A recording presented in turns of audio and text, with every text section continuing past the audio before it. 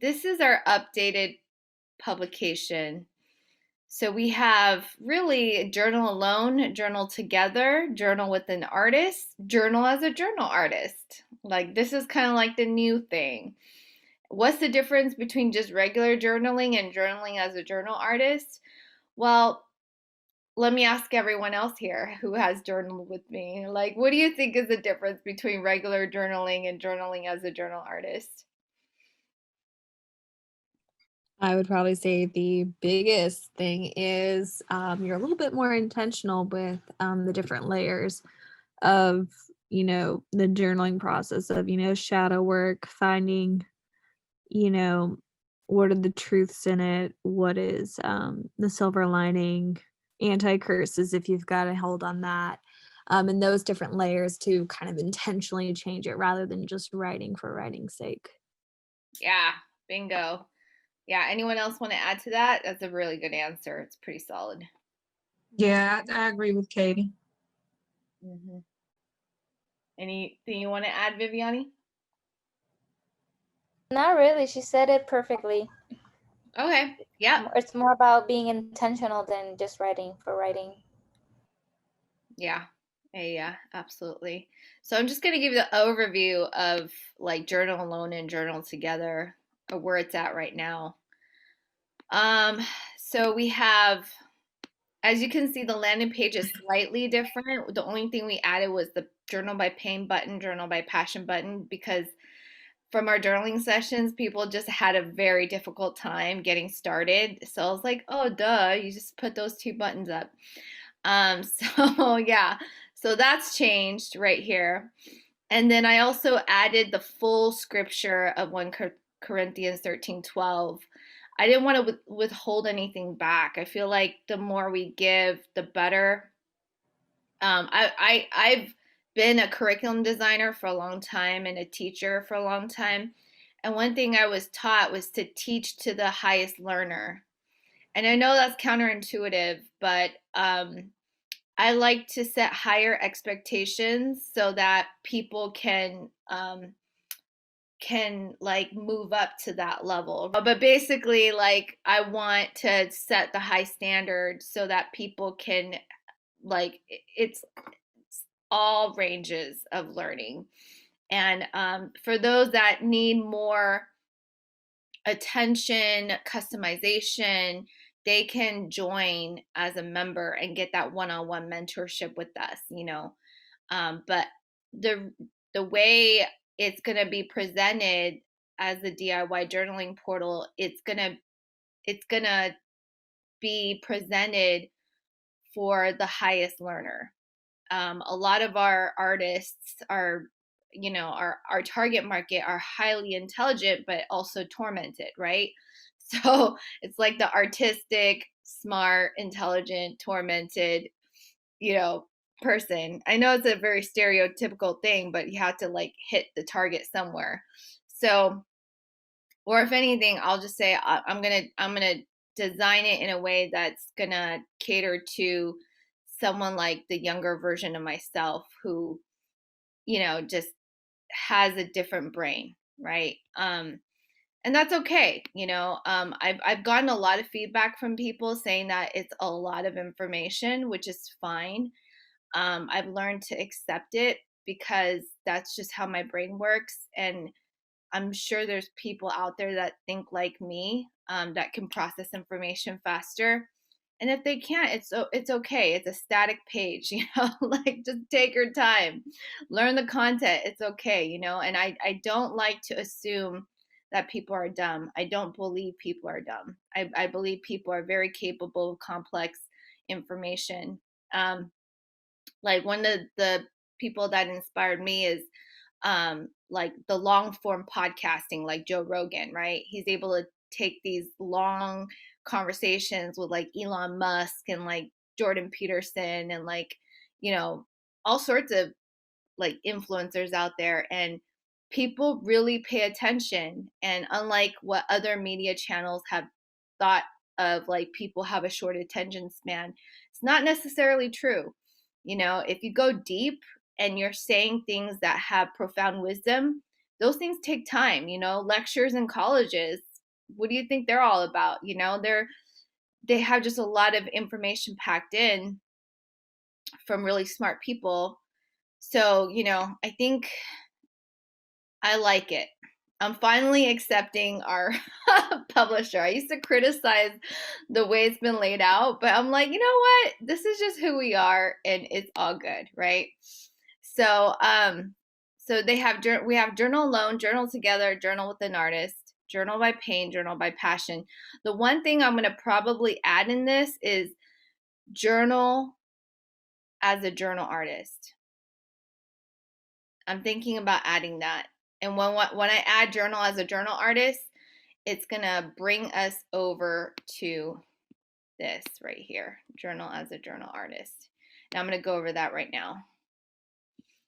All right, so these are the updates. By the way, I went to a WordPress conference, virtual online, and these WordPress conference people some of them are web developers, specialize in WordPress. And I asked, what they do is you go around table and then you get vulnerable, you show them your website, and then they critique it. And so I asked them to critique our producer's playbook, and they gave me some feedback. They really did, and I took notes. They also laughed at me for having WP Bakery still. And they're like, you should be using Elementor like Cristina is doing on the back end word design. But I still like WP Bakery. So anyway, that's another topic for another day. All right, so the producer's playbook is designed to help you transform pain into purpose through the power of expressive writing. And you'll become self-aware of your dual passions, pursuits, and purposes. Again, Act 1, Act 2, Act 3. You'll become disciplined, inspired, and encouraged to choose the path of your true passion, pursuit, and purpose by exercising your free will. And that's the thing. Like, we teach duality so that free will can become an option. If there is if there's no crossroad, if the person cannot see a crossroad, then they're blind to their own character defects. They're blind to their own shadow. And then essentially, they really have no choice. And this is something I learned in addiction recovery groups. Is like you really don't have control over your addiction until you realize you're an addict. It's like that. The power of self-awareness is truly transformational. It's accepting reality as reality is, and then reality will, it's like this magical door that suddenly appears, right? And suddenly you realize you can open a different door. And so to teach shadow is to teach duality, and that's to open up free will. That's really what we're doing in the entire producer's playbook. Why do we even journal our tragedy to begin with? We need to know what is exactly our tragedy so we can transform it. You can't change something you don't know what the problem actually is. Charles Kettering said that a problem half solved is a problem defined, well defined. We've got to know what the problem is. I didn't know what my problem was until I actually wrote it, and then I reread my journal entries. I have reread it because, I need to edit it anyway. But as I was reading it, I was like, oh my goodness, I'm a self-destructive little girl, like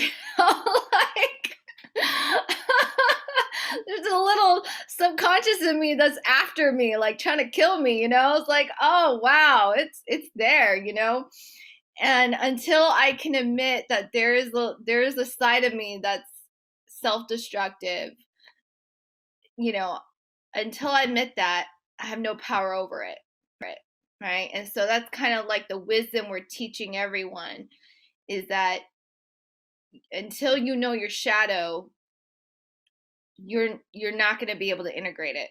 So know yourself, know thyself.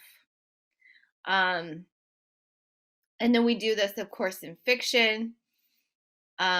We want them to experience catharsis to move forward.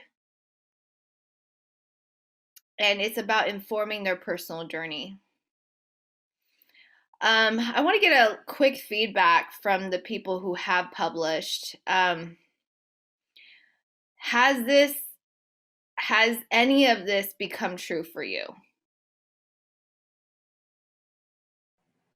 I can go ahead and go first. I can say that all of that is true. I know what the majority of my problems are. I do know that now I have a choice in whether or not to act on all of that trauma that I was going through. I know that I don't have to keep reliving my past, and I don't think I would have did it without going through the program.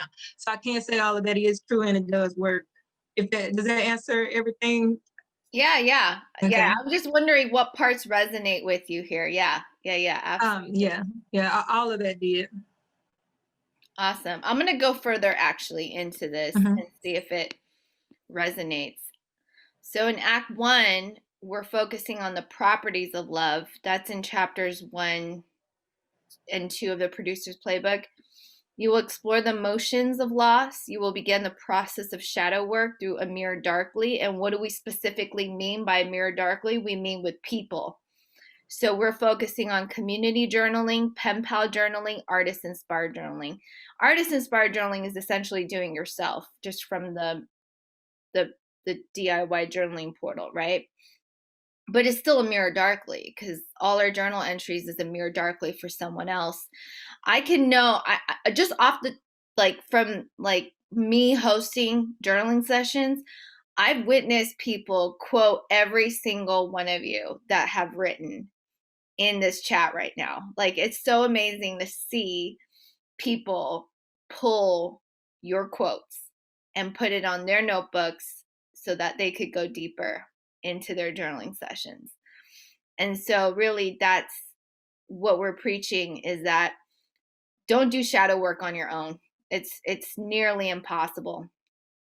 It's like trying to look at the back of your head with just one mirror. You know, you need 2 mirrors to see the back of your head. Think about that. Yeah. So get a pen pal, right? So all right, so Act 2. While facing the numbness of apathy, Act 2 focuses on reframing the scenes of our past from negative to positive perspectives by leveraging our own shadows to produce anti-curse statements that help us discern our true pursuit from our false one, so we may become empowered to choose the path that leads to our true purpose in life. In Act 2, you'll be trained on journaling in the second person voice, paying attention to the signs, scenes, and speeches made in the present perfect moment to inform us of our pursuits. Anything that's resonating with you? Has this been true for you in Act 2? And now I'm going to ask Viviany and Katie on this one. I think definitely. Actually, I go back to when I was writing my book. I remember you told me, just take your time, do your shadow work.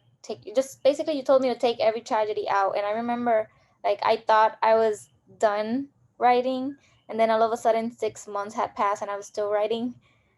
And I feel like, and even you told me once that my writing has shifted from, all the tragedies. You could see the shift basically.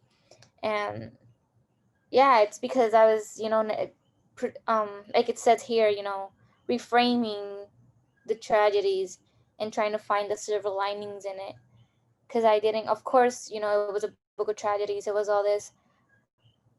But I feel like even just writing about them helped me put it in, like, not in a box necessarily, but it made me very aware of them so I could move on from them. I don't know if that makes sense. Yeah. And I also want to bring up the point that for us, our timeline is different than the newcomers coming in for the second pilot. So pilot 2.0.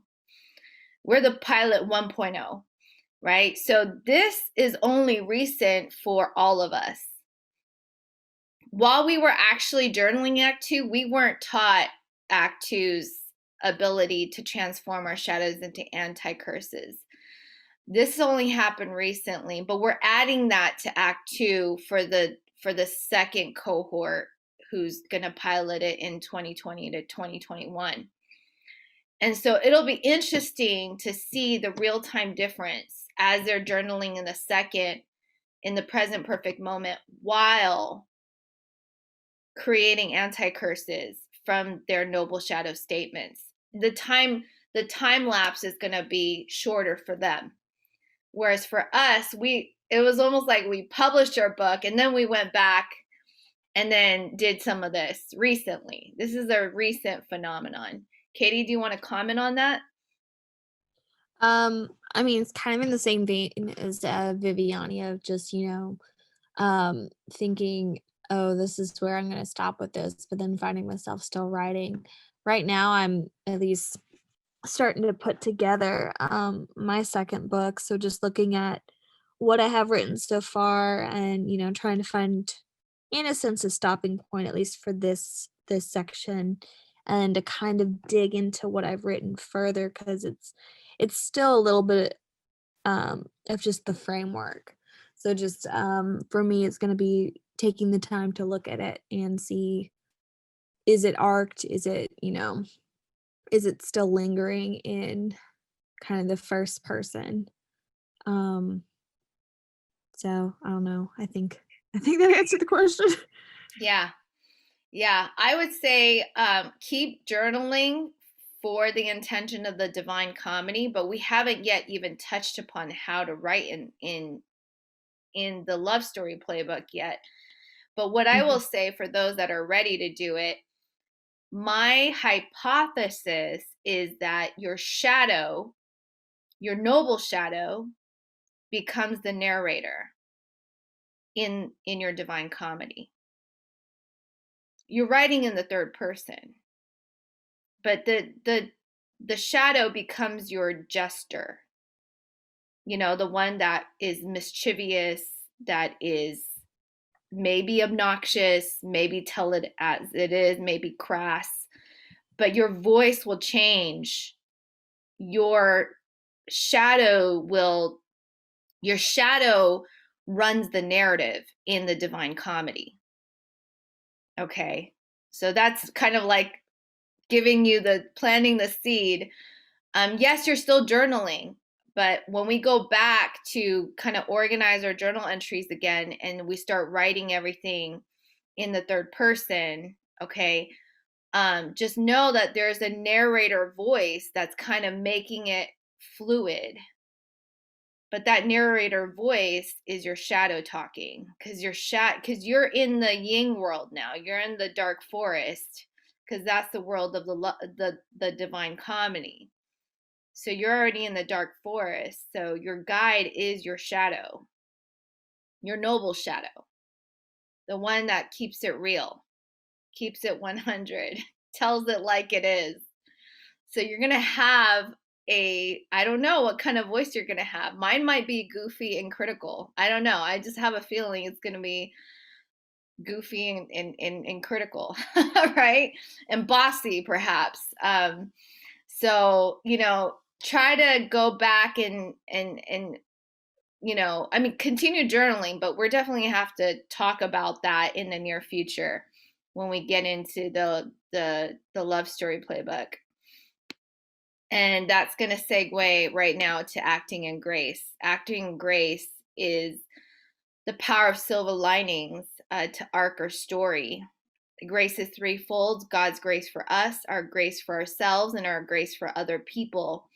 Grace leads us towards our true purpose, while judgment leads to our false one. You will be trained on journaling in the third person writing voice, and this kind of journaling in the third will guide you in the path of your true purpose by learning about and applying the discipline of grace. So this is so important. This is like the prequel to the divine comedy, because you're not going to be able to write from the shadow's perspective until you master grace. Like forgiving yourself, forgiving your shadow, and allowing your shadow to lead you in the world of the divine comedy. I encourage all of you to start watching some comedy shows out there. I personally like Kevin Hart's Laugh at My Pain. He has a brilliant way of transforming his pain into a comedy show, right? Um, I just recommend it. Like, I'm just giving you, I mean, we're not gonna write like Kevin Hart. You're gonna write like how you write.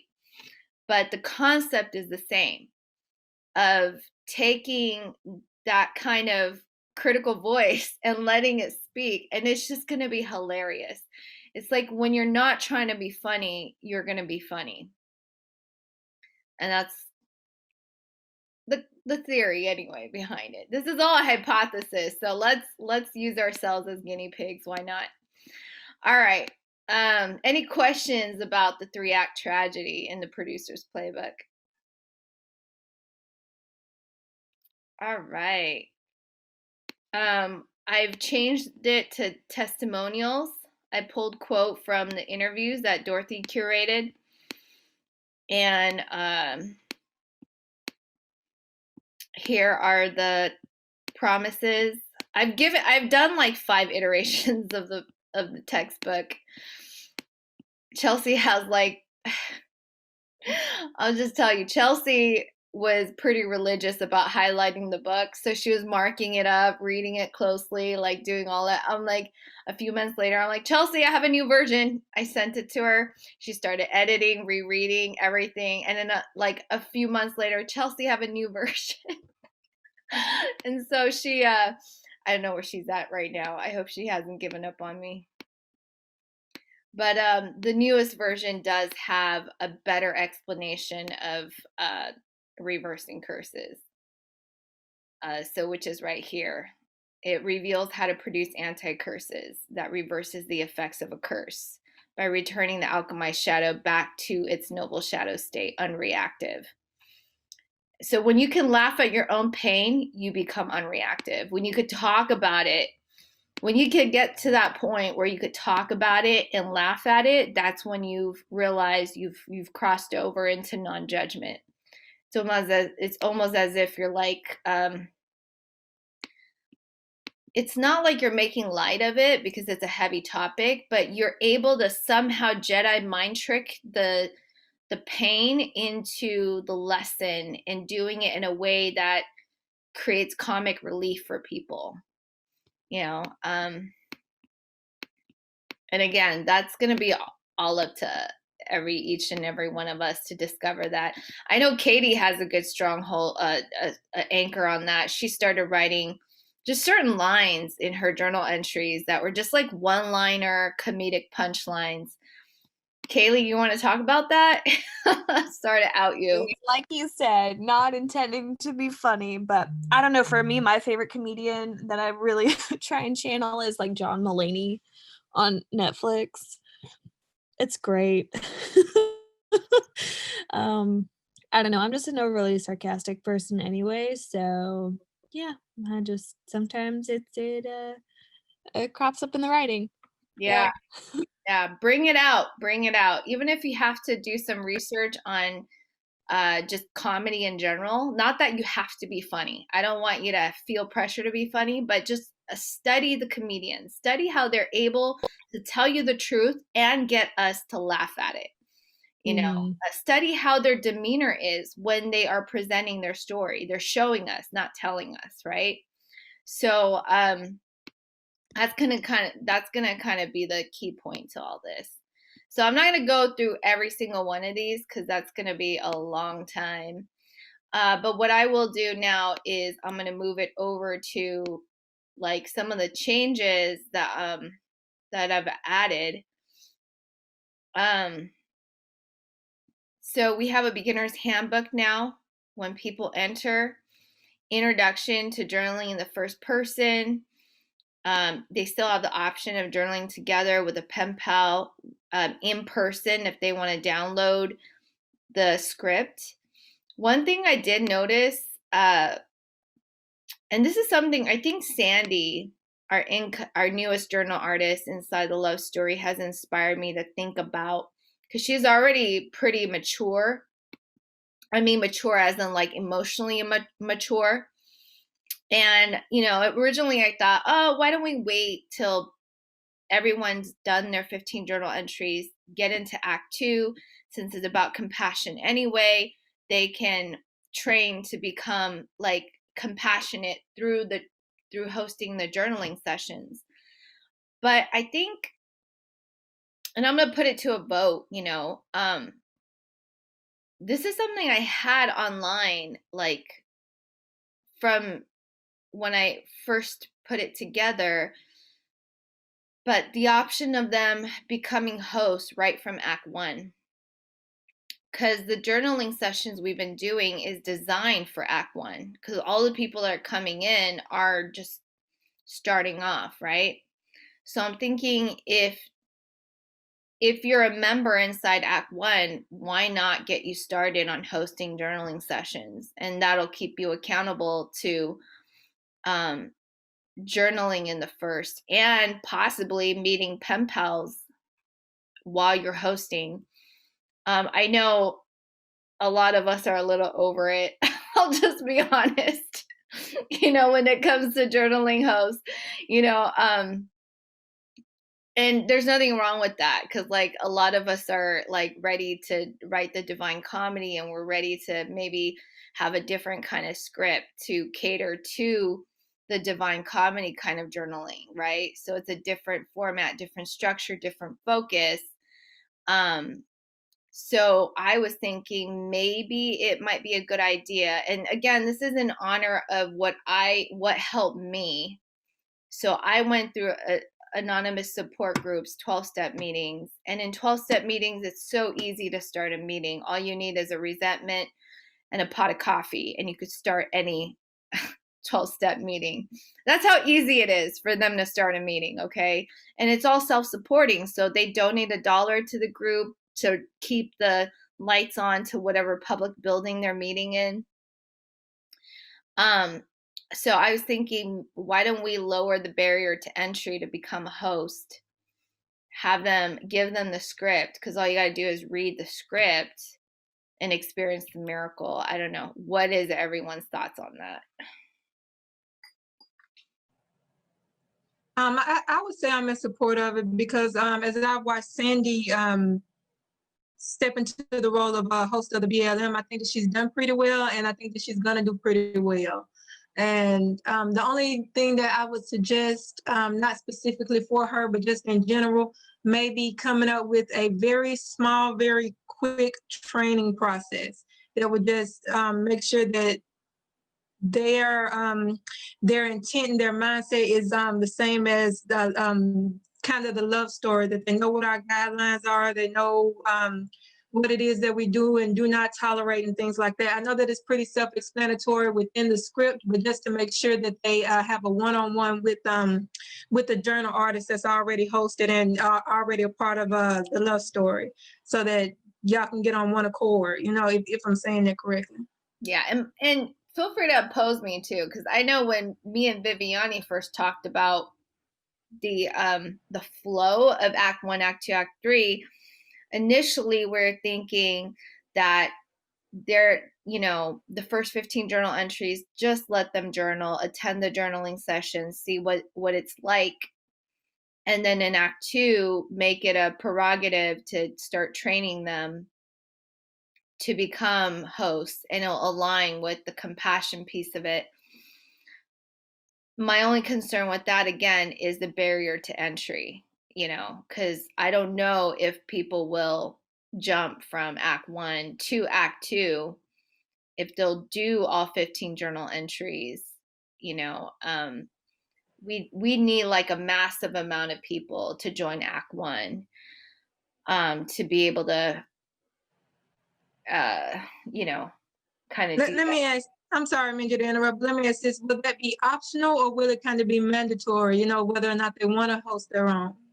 That's a good question. What does the group think for Act 2? I think it should be well, for Act 2, I still think it should be optional, because I don't know, I just feel that it should be optional, because some people just honestly, hosting workshops at the beginning, at least for me, it would be very nerve-wracking, because I kind of had to be aware of just now it's in the script, you know, and we say it, you know, be careful with what you're saying. Our purpose here is to help the wounded, but not to be wounded. So I think, I don't know, it's just you're putting yourself on the spot. I think it should be optional. Mhm. Yeah, me too. I also think it should be optional. And that way, like, if people are interested in hosting, like, we know they're motivated to do it. And I think, like, they're gonna do a great job at it. Yeah. Katie? Yeah, I agree with what Viviany and Cristina are saying, because yeah, hosting's a big step, I would say, for newcomers. So Yeah. and it would Tamara? just be definitely about them going through the program for sure, getting to, you know, understand what it's about, and at least build that level of trust in a sense. Yeah. Tamara? I guess let me break down my opinion into two parts. As far as it being optional with Act One, I do agree with that because, like I said, as I've seen with Sandy, some people just come in ready. And as far as Act Two, I'm not sure if I would want to make the optional, and let me kind of explain why. If Act Two is going to be about breaking curses, then I hate to push people, but I feel like they should just kind of put themselves out there to start getting outside of their comfort zone. That's going to be part of breaking their curse. Now, was I ready to do it? No, but we're not talking about me. Again, just like I said, I think that maybe they should, even if they only host it one time, you know, they just get their foot in the door. If they want to do it once a month, then allow them to do it just once a month or just one time period within the whole time frame, within the whole Act Two. But I do feel like it should be, I hate to use the word mandatory, but just get them to do it at least one time so that they can break that curse and then move on to something else. Yeah, I actually agree with Tamara. They should at least do it once, even if it's just, you know, in the time span that they do the 15 journal entries, or I'm sorry, if it's Act Two, I think it was, I don't remember exactly the number, but yeah, I think it should be in at least in that time span, or like she said, at least once a month. Because honestly, it's like Tamara said, I wasn't ready to host workshops as well, and now I could, like, I think it was when I for December, I was thinking whether if I should, you know, go down a day because, you know, just the holidays and my niece and my nephew are running around. And then I was like, nah, I'm not gonna stop it because it's something, you know, it's my time kind of the day to just do my thing. And so I don't know, I think, yeah, it's like Tamara said, they should kind of break out of the comfort zone, but I still think, you know, it should be optional, but at least once in their journey. Yeah. I mean, the more rigorous we make this program, the more people will value it. That's kind of my perspective, my professional perspective as a teacher, a former teacher, and a curriculum designer, is like the more rigorous you make a program, the more respect, the more people value it. And I think having this kind of challenge for people to break open more and hold space could be a great, painful, but great, challenging, but great experience for most people. If they're painfully shy, you know, if they're just absolutely no, we're not going to force them, of course. But I think it would benefit people, more people than less, if they got some leadership skills in a, you know, I mean, this is truly a nonprofit. Like, if we're talking about early crisis prevention, then in Act Two, you're also, you know, you're kind of like that person that picks up the phone on a 1-800, you know, crisis prevention hotline in that sense. But you're not like at the tail end of it. You're at the, hopefully, you're at the beginning of it, where people are just, you know, seeing it as a creative journaling workshop, right? Yeah. Okay, so I think right now what I'm hearing is Act One is optional for sure, but Act Two, let's see about making it part of the curriculum. And if they have some very emergency reason to opt out of it, they could, send us an email, write us a letter stating why they don't want to participate, and then we'll just honor that, but otherwise I think like integrating it into the curriculum is actually pretty powerful for Act 2. Okay. That's kind of what I have so far. I haven't finished auditing this yet, so it's still in the works, but as you can see, it's pretty much almost done.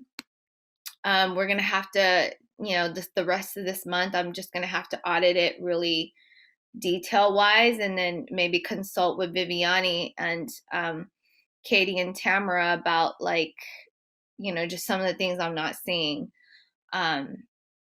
There's this is the part where I'll give you an example. So this is the beginner, the newcomer will have this. And I'm not sure, Tamara, if you still want to participate as a member, you let me know later, okay? But I have you up here. Katie, I have you up here. I tested the links. Some of the links don't work anymore, so I'm gonna have to go back to some people. And I'm gonna have to add links. Hello. I gotta add Viviany. I gotta add so yeah, there's just some things that still need to be done. The work never ends, but it's good. Good work. Beginner's Handbook is here now on the website, so it'll be more clear. I got feedback from Fiona. She loved it. That inspired her to write us this 5-page, 3-page thing on how we could bring this to addiction recovery programs. And yeah, she loved it. So this is just an overview of what the producer's playbook is. So, so you're not lost. Why am I doing this? Okay. Yeah, so I'll have this done by January next year, a lot more detailed.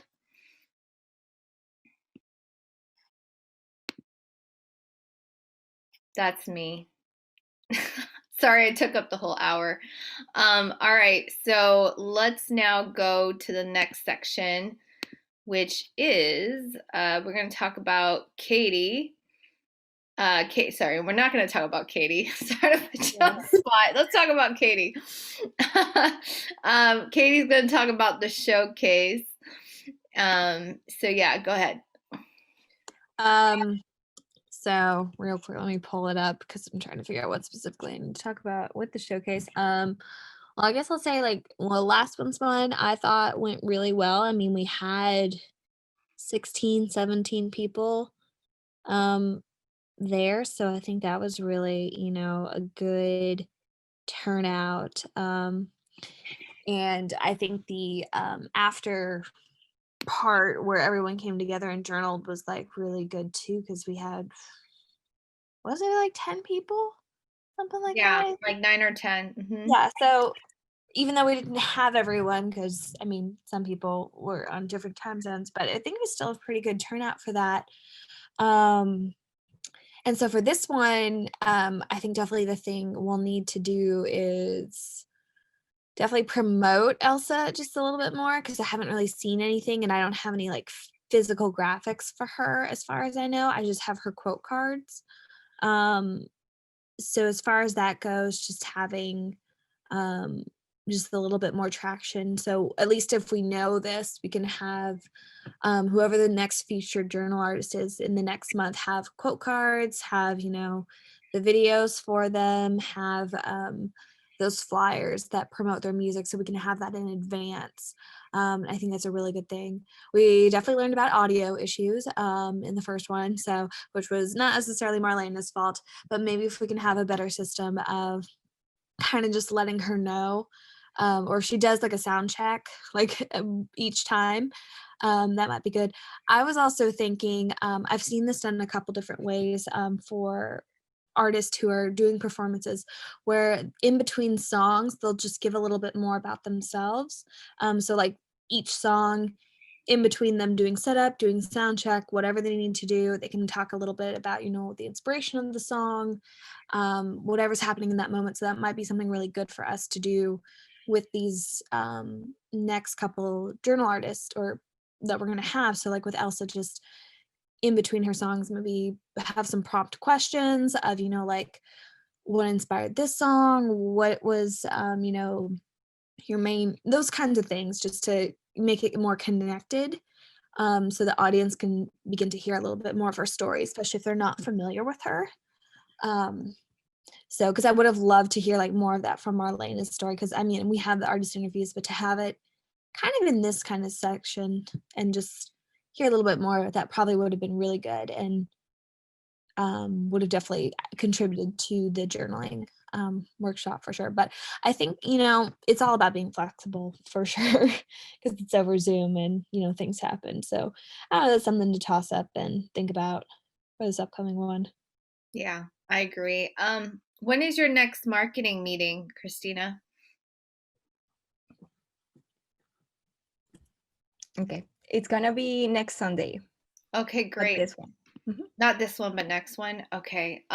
Before you have the marketing meeting, maybe if you could just coordinate with Marisol and Grace on creating more assets for Elsa Kennedy. And I'll also get involved too. You just let me know how we can promote. I mean, I've added the codes already, the promo codes. Oh yeah, that's right. Katie, could you make an announcement to the journaling hosts for every journaling session? We're gonna make an announcement for the showcase again, and we're gonna give them the promo code, which I will give you on the Zoom chat. Yeah. So that will give all our journaling session people, instead of $22, they're going to pay $5 for that session. Yeah. Because I figured, you know what? I just want people in to just, you know, just to check it out. I mean, the market value is more, but, you know, as a promotional. Well, we've changed the times on those, right? It's 10 p.m. Pacific. Yeah, I learned the hard way. Like all my LA friends didn't go. they love me, but they don't love me enough to wake up at 7 in the morning. Yeah, I'm glad we shifted the time, honestly, because I was thinking, I'm like, yeah, man, all these West Coasters at 7 in the morning after Thanksgiving. And so this one, it's gonna be, you know, at least 10 o'clock after Christmas. So once we get past the holidays, it'll probably be okay. But Yeah. Yep. Yeah, as long as I've got some good promotional stuff for at least Facebook, that should make it a little bit easier. Yeah. Yeah. So Cristina, I think Grace can provide the graphic assets for Elsa Kennedy. She can also do the email campaign. Marisol could do Instagram, and I'm sure Katie's going to continue with Facebook. I just posted on another event. It's like an Eventbrite, but like a different place. And I think I'm also going to do Airbnb experience this time. So the more platforms we have, the better. I might even do, why not? I might even do Patreon. I don't know. Kickstarter. I don't know. I'm just coming up with, you know, these are all different marketing exposure platforms. So, you know, Patreon, Airbnb experience. Yeah. So just any kind of like live event experience, I'll just post it so we get more exposure. Yeah, I'm gonna talk to Grace and Marisol. Yeah, you're right. Like the only things we have about the next journal artist is the quote cards I think Katie made. So yeah, we need like maybe some videos and promote even more. Yeah. Actually, can you go to Amy for videos? Because Amy is a videographer. Amy Bauer. You could just find her on the Act One channel under the member, and then just say, hey, Amy, could you do us a favor and like put together a 30-second video of Elsa Kennedy, because she's the one that originally produced Elsa's video, so she has all the raw files that she could put in 30 seconds for you. And I already got Haley to give us the ebook, so she created like a 13-page ebook of Elsa Kennedy's for all the audience members to get it, like an e-sample if they didn't buy the book. So yeah, cool. Yeah. All right, Viviany, journaling sessions. Since Yeah, so the journaling sessions have been happening. From right now, I haven't had any complaint from everybody. I know in December a lot of people took off a couple of days, and yeah, that's been fine. Yeah, there's journaling sessions almost every day except Sundays. But yeah, I mean, I don't really have much to report on that. I think it's been, at least this week, it has been pretty slow right now. I had a journaling session before this meeting and nobody showed up. And yesterday, only two showed up. I mean, on Tuesday, only two people showed up, and it was Donna and a newcomer. And so, yeah, it's been kind of slow. I don't know about the rest of you and your journaling workshops, but at least for me, it has been pretty slow.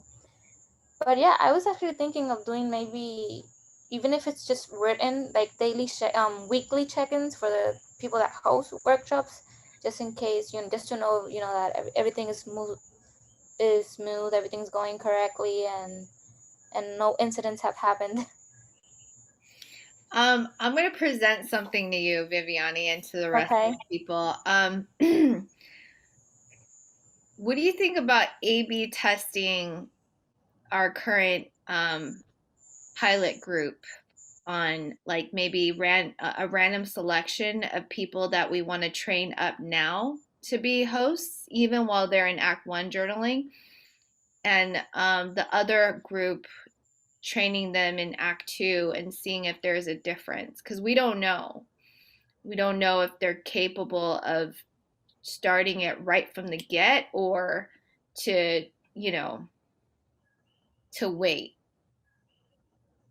So I'm wondering, so I guess what I'm proposing is, like, what if in January we randomly selected, the few pilot groups that we do have, and asking half of them to train with us. And it could be a volunteer thing, like, out of the 4 people that are in the pilot, we're looking for 2 people to. Yeah, but I think the last time that I talked with Dorothy, I actually asked her why she hasn't hosted a workshop. And I know she does other stuff inside the organization, but I see a lot of stuff that she has published. And I'm like, girl, why don't you host a workshop? And, she's very well with conversation. I mean, me and her, we were talking, the love story stuff. And then all of a sudden we were talking about our own personal life. And it was like we were journaling by speaking to each other. And I was like, you should host a workshop. They're very rewarding. So, yeah, I think she would be one of the perfect candidates for that, even though she's technically, still in Act 1. Yeah. So I don't know. What is Tamara, Katie, Cristina, what are your thoughts about us, like, kind of asking our I pilot think it's group? a good idea. The thing for us, I guess, well, I say us, but Viviany and I, since we're going to be doing the scheduling for the workshops, is just if we're going to have, because, well, they wouldn't be hosting on their own, so maybe I'm just talking out loud. But if they're wanting to become hosts and do it consistently, just to let us know who's going to be doing it, so we can message them. So when we set up, the next month's workshops, that we at least just know that. So Yeah, that's one of the things I would also mention, that I've noticed that if we ask in the main channel, nobody kind of answers. So I had to individually message everybody to know the journaling workshops. And, it's totally normal, because sometimes I don't answer as well. And so, yeah, I figured that out. And like Katie said, we're going to be, 1 month she does it, 1 month I do it. We're going to serve as backup to each other, but it's better to have one person focusing on that, and so that specific person could contact everybody. And yeah, because it's time consuming, honestly. And then we have to communicate, Katie and I, then I have to communicate with everybody as well. So it's just better to one person do it all. Mm-hmm. Yeah. And I also like to start the discussion of the authors, because, I don't think it's too much of a stretch that we start pitching to high schools and colleges speaking engagements. I mean, we have Zoom now, so, you could pretty much speak to a whole class. You're like we'll set up something for the authors corner where we can start seeing how more of an impact we may have by just evangelizing and coming up with the system to do that. And that way, it'll also give the sales team more of a leverage when we're talking to sponsors, because then we have a real direct impact. We're bringing people who've done the program to go and speak their testimony and tell their stories and inspire hope and encourage more creative expression to the high school and college community. So definitely I'm looking into the Authors Corner, which is our new channel, and talk about like on top of speaking, but also like how to set up book signings at Barnes and Nobles. Some of us are already connected in Barnes and Nobles, so how do we get like opportunities to sign books during the COVID time? I think they're still open, Barnes and Nobles, certain areas, maybe not in California, but in certain areas. No, I think California they are, but anyway. All right, thank you so much. Anything else, Viviany? No, I don't think so. No. Awesome, thank you. All right, Tamara, BLM, what can we do more of? All right, since I'm no longer hosting it, I'm able to step back and take a look at what may need to be done. I'm thinking Sandy brought it up once before about us recording it and posting it so that people can see what it is that we do and what we talk about. I feel two ways about that. I feel like we should, just so people can see that it is an open environment, that is welcoming, and I want to make sure that she's protected and that she has some backup if we decide to go that route. However, before we make this step, I'm thinking of always coming up with a graphic after each session about what we talked about, what solution we came into contact with, and how many people were there, just so other people can know that it's not just one person doing it, it's not just two people, that it is a community of people that come on. I'll be honest, I haven't really been keeping up with some of the marketing things because I stepped away with that. So I'm not sure if we're marketing for like the BLM, that side of it. And after I get it together in my head, what kind of graphics we need for it, maybe I can get Cristina, because I know you're really good at it and I hate to overload you, but maybe I can come up with something and get your feedback on how it looks. And maybe we can start posting on the different social media channels about the BLM discussion so that we can pull more people in. And I think that's it. Yeah. I think that's all I have. I'm going to add to that, actually, Tamara. So one thing that I'm very mindful of is that I'm kind of pulling Cristina in the direction of sales and government contracts and money related things, which is important. Like I should technically be pulling all of us in there, but I don't want to overwhelm everyone. So what I am going to provide for Cristina is people. So interns. So, as a brand manager, I think Cristina will be coordinating and seeing the overall picture. And Cristina, you just let me know who you need, so for example, do we need one person to just solely cover LinkedIn? Or do we need, or should we ask one of our current, like, for example, Marisol to take over both Instagram and LinkedIn? So that's going to be up to you how you want to manage that. And you just let me know, and I will post on Way Up, which is our partner, where we get amazing people like y'all together. So, so I just want to preface that, yeah, we do need to technically find someone to cover cover that area. We're a little behind on that, but that's okay. One quick announcement before we get to Cristina share. I have been interviewing all this week for a grant team again. Really good candidates, love it. I also found someone I believe would be a good fit for our sales team, which is slowly growing. We'll have our grant team by next week. It'll be 3 people. I'm wondering if Viviany would be open to coordinating with me on like how to build better co-working like meet and greets. We did that 1 month, but then I dropped the ball. So I'm wondering if Viviany would be open to like working with me as the CFO, the C operating the COO to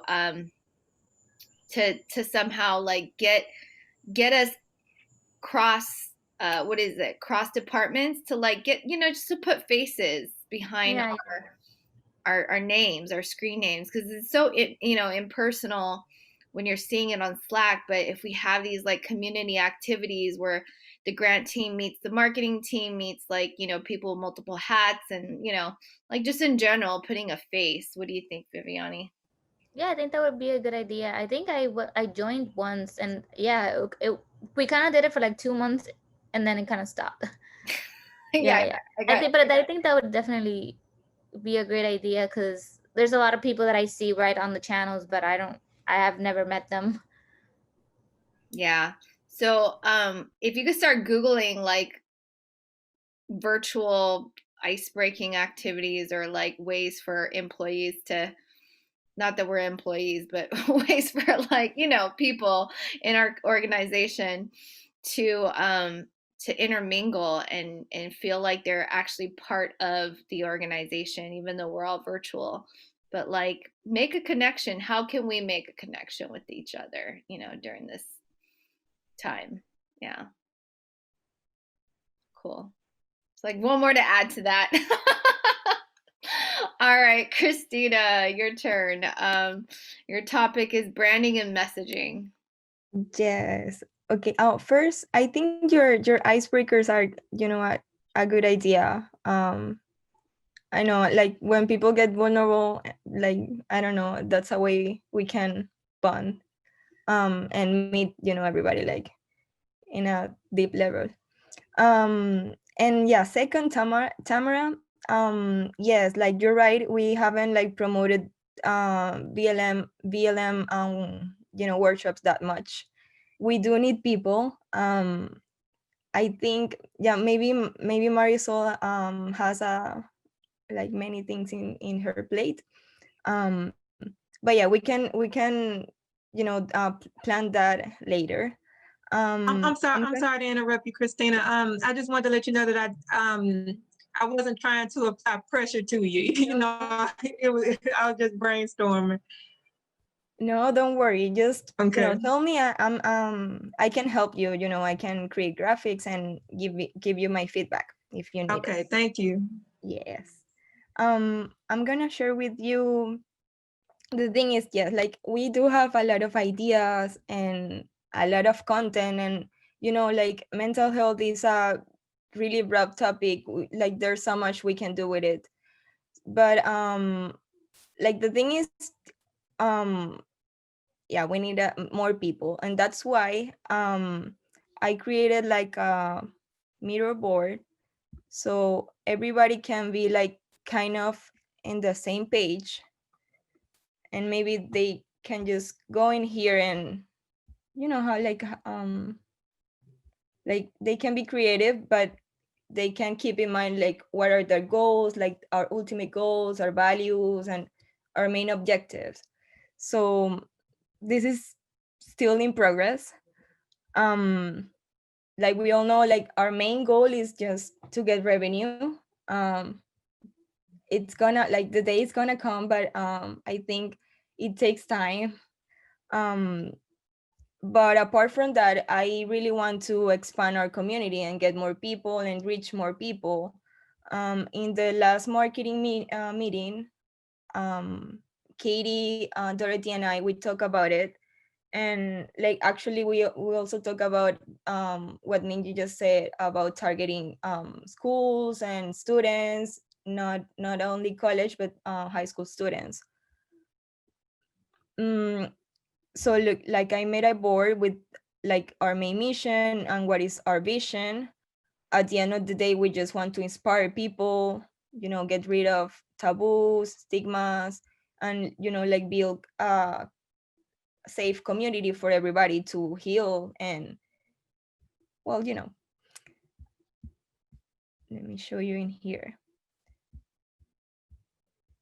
So I've been also working on creating a donor funnel, because the thing is, as a nonprofit, we target visitors, users, members, but we also, of course, we need donors and have more partners to come in. So Mingjie, the sales team, and I will be we have been working on that. But this is what I want to show you. um I think maybe if, and this is going to be the next the brainstorm meeting. um it's gonna be just about finding out what is the main motivation, like why does people join, like what is the thing that they like come up, like why they come to us, what is like they want to heal, and what, and mainly like what are the barriers and like the obstacles, like why they don't just buy the program, or like buy our diaries. um so my plan is to like divide them into like different categories, the ones that are aware of the problem, like maybe I have anxiety and this can be a solution for me, an inexpensive solution, or maybe I feel alone so I want a community, or these different levels of awareness. I can go like more into that in the in the next meeting. um, Let me show you also this. Okay, so Katie came with a really good idea that maybe we can like do a survey, like send out surveys for people so they can give us their feedback, like what is that they enjoy about the organization, so we can like focus on that. And even if in our landing pages and the copy and the message we send. So here we have, this is also not done, but we can divide, like we can make 3 surveys, one for like email marketing, that we can send like all of our email list like this, like what is the purpose of, okay, this is not edited, but like what is their intent, like why they are in our in our website. Also, like, are you able to find like what you were looking for? If not, like what is that you are looking for? Another way to do this service could be like we can do like this thing, just one question on the website. Like, this is an example: if you decide not to enroll today, it will be useful to know why. And here, like, they have different options. And another way to find out, like, get feedback is through social media. So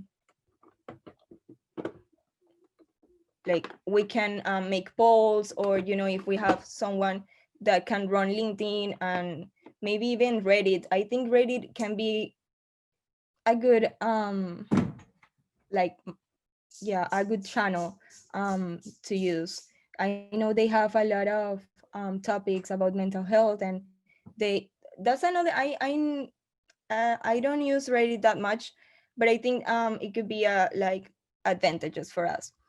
But we can do like polls through social media about, like one question: can people get over mental illness without medication? Like, what do they think about it?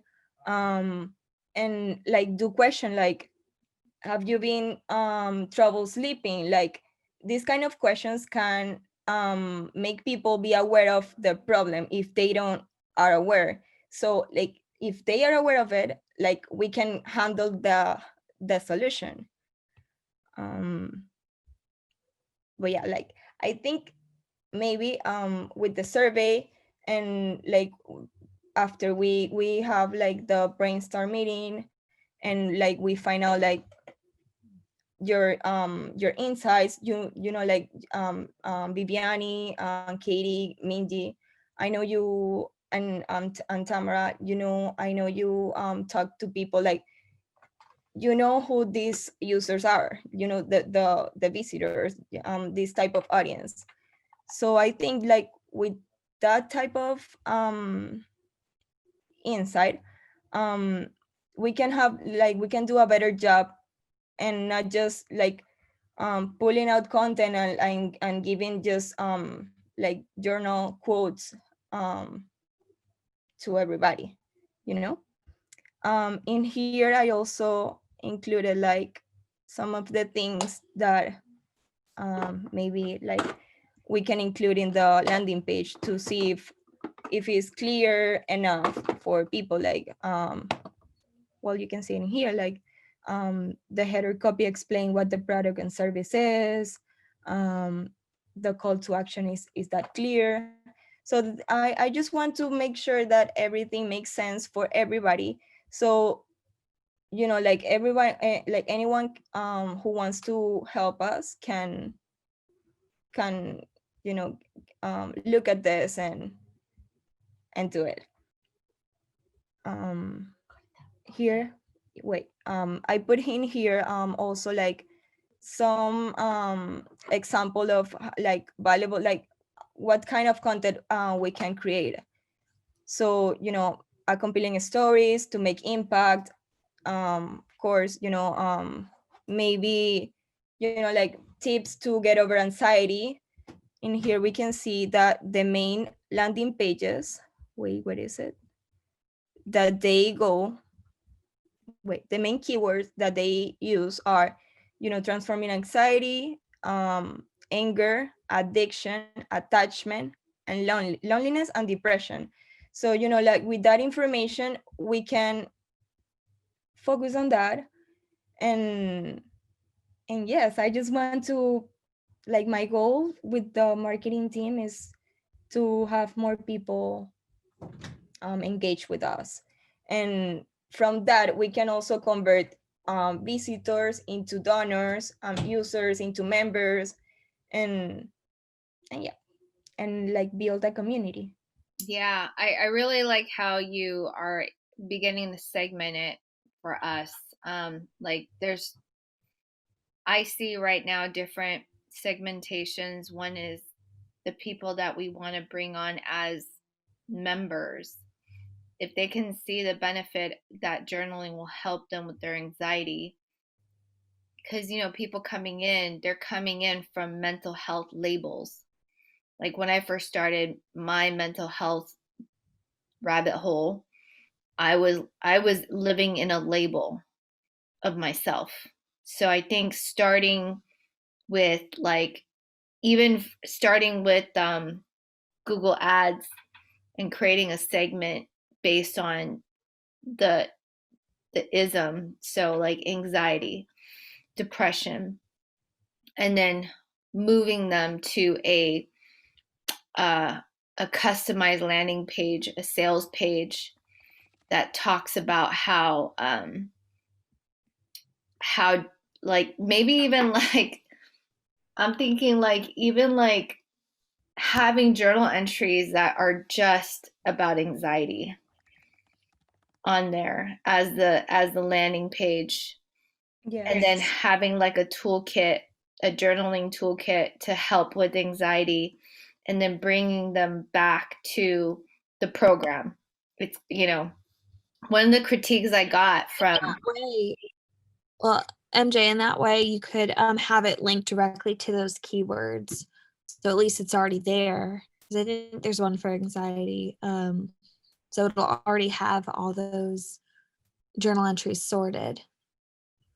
Yeah. That might be Oh, easier. Katie or Mingjie, like, is there a way? Because when I click on anxiety, I know there's different keywords. Yeah, there's a way to just do anxiety, to just Okay. show anxiety. Yeah, yeah. I could do that. Okay. Or I can even show you how to do that. Yeah. But That's yeah, but that's it's it not for through Elementor though, I will say. It's through WP me. Bakery. I'm still a bakery fan. That's so hard. I don't know how did you learn that? Through lots of painful trials, I'll say that. All right. Cool. Yeah, and then we're gonna have to start segmenting on the sales side too, which is kind of like Yeah, and in the survey vein, what we had kind of talked about was having one after like the workshops, because I wasn't sure if there was a way to send it through like Meetup or something else, with just one to just gauge how they're enjoying the workshops and stuff, and just any feedback they can give us, but also to make it a little bit easier to let them know that they can maybe donate to the love story. And Dorothy had mentioned, like, oh, Callie had in one journal workshop posted her PayPal thing so that they could tip their journal artist host stuff just in case. But I think Callie's been doing it with her own consistent group, in her own little one. But I thought, well, that makes it easier if we have it all there so that they can see, like, if they've done multiple workshops, then like, oh, I don't remember who I've, or they don't get the link in time in the Zoom chat. This at least will be like, oh, I've journaled with this person, I've journaled with this person, or something like that. So they at least have that option, pressure free of, donating. oh my God, I want to take it one step further and just like have a PayPal for that specific author for every journal entry. I don't know. I'm thinking out loud, but I think that's a great idea. Yeah, I And think they we're can also, oh, no, you're no, good. go ahead. Go ahead, Katie. Yeah, and so at least with that kind of survey, at least at the end, once we get all the feedback and there's an open-ended section, we can also have like maybe any upcoming events, or the social media stuff that they connect with us further. So wasn't sure if like a Survey Monkey thing would be easy enough to set up for that, that they can do at the end of a workshop or whatever. Yeah, that was my idea for that. That's awesome. Okay. I want to put a motion in here. How does everyone feel about because our board is kind of cool because usually in other nonprofits board members are like usually from like like I don't know, when I think board, like rich people on the board, right? But we're actually grassroots. Like we all came here from the ground up in the sense because we all started, as newcomers, including myself, and we kind of just built ourselves up. So it's a truly for us by us community. And I was thinking, what does everyone feel about adding one more board member, specifically someone to focus on sales? Like we are currently, okay, so now I'm going to stop the recording because I'm going to go over the financials now.